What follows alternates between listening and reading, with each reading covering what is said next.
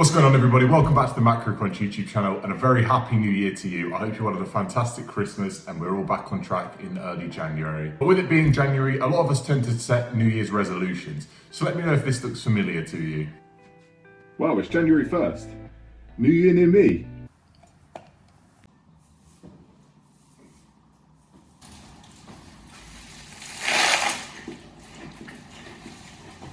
If it does, you're not alone. I've done this year in, year out before, and chances are, like me, you've never managed to actually stick to it or achieve a resolution.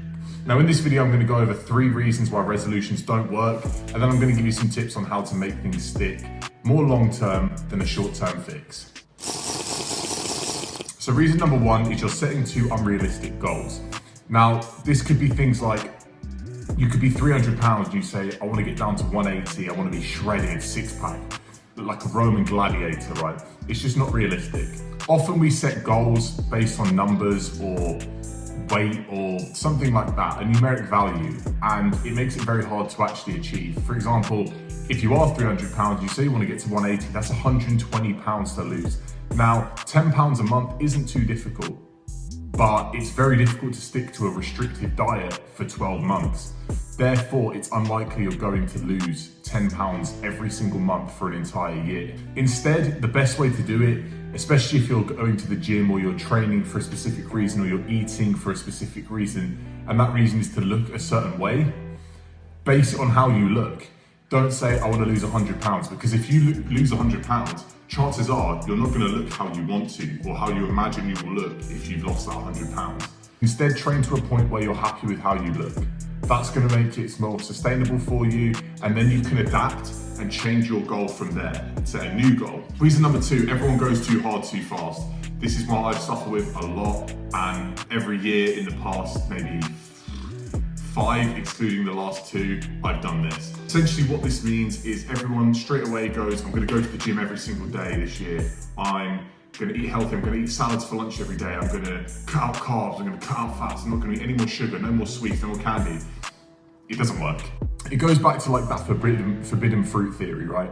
As soon as you're told you can't have something and it's you telling yourself you can't have it, you want it more. And if it's you telling yourself that you can't have it, it's also you saying, actually, do you know what? You can. So chances are 2 weeks in, you've had no chocolates, you're in a shop and that little chocolate underneath the cash register, you know, where they have that big selection, it's really beaming out to you and you go, do you know what? 1 won't hurt. And 1 leads to 2, 3, 4, and as soon as you know it, you're off your diet. This is our 1 slip up. It acts as a pivotal point where you have a big slip up or even just a little one and you think, okay, now, is this a one-off or am I just gonna fall back into what I used to be?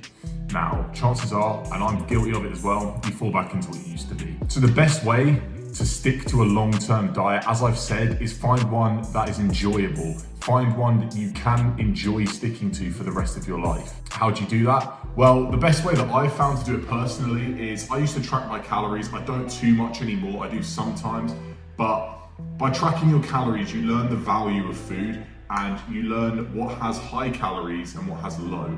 The best way I choose to eat now is to eat low calorie dense foods where they have a lot of volume and you can eat a ton of them, things like fruits, vegetables, some starches, but mostly just, you know, good foods that are gonna have high volume and low calories that are gonna fill you up, but you're not eating a lot of calories. Therefore, when you do have times where you're celebrating or, you know, you wanna have that chocolate bar, you can, and it's not going to hinder your progress whatsoever. There's tons of examples of this on the MacroCrunch YouTube channel. We have a full recipes playlist. I'll put it up in the corner this side.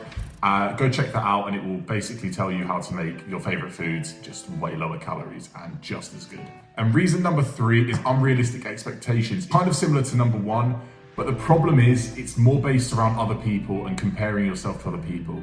Now, we live in a world where social media and our perception of others is essentially what builds our society nowadays, which sucks and it's awful, but it's something that we ourselves can break within ourselves. For example, what I mean by this is, if you're comparing yourself or you're looking through Instagram and you're saying, this guy has a great body or this girl has a great body, I wish I looked like her. Well, you probably can't, to be honest. And the sooner you accept that, the sooner you can strive towards the best way that you can look or the best way that you can feel or the best way that you can be. And that is what you should truly be striving to achieve. Now, you will soon realize this, as I did. For example, I used to follow a lot of superhero films, and I would say, okay, this guy looks great. The biggest example of this was Chris Pratt when he got into Guardians of the Galaxy and he lost a lot of weight. I was like, he's done it, okay, I want to do it. And of course I couldn't, because I couldn't stick to a diet. It was unrealistic, right? But I stopped comparing myself to other people, and instead I found what worked for me, and now I'm happy with the way that I look. And every probably 12 to 16 weeks, I now set a new goal based on how I've achieved or not achieved the previous one. I basically just adapt as and when I need to throughout the year, and that's how it works for me. So they're the 3 reasons as to why New Year's resolutions tend to not work. But don't let that dishearten you. You can have a great year with your fitness and nutrition goals, but just bear in mind it's not a quick fix. Being said, there are things that you can implement now that will help you in the long term and that will help you day in, day out, and soon you will really see progress. I promise you.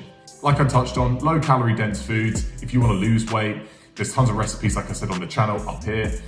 Also, don't neglect fitness. Fitness is a great way to get a calorie deficit in order to lose weight and achieve the body that you want, so that you don't have to restrict and cut out as much food as you would without having working out. But thanks for watching. Don't forget to like, comment, and subscribe. Hit the bell so you never miss a video. Follow us over on the MacroCrunch Instagram account. It's at MacroCrunch down here at the bottom, as always. And I will catch you in the next video. Bye.